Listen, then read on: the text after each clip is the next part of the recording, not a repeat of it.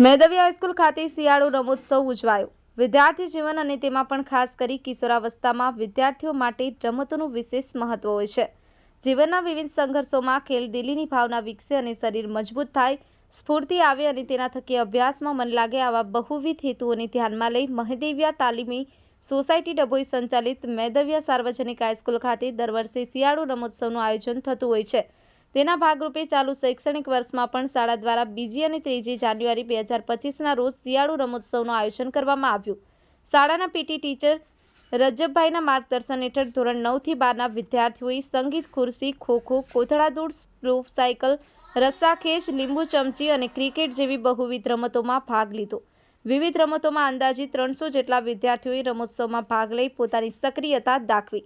શાળાના તમામ શિક્ષકોની રમતવાઇઝ ટીમ બનાવી વિવિધ રમતોની દેખરેખ રાખી।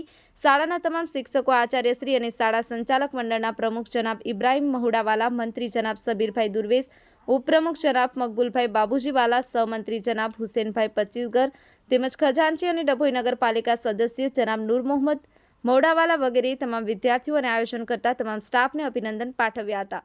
ફઝલ રઝા ખત્રી, ગુજરાત અદ્ભુત ન્યૂઝ, ગુજરાતી।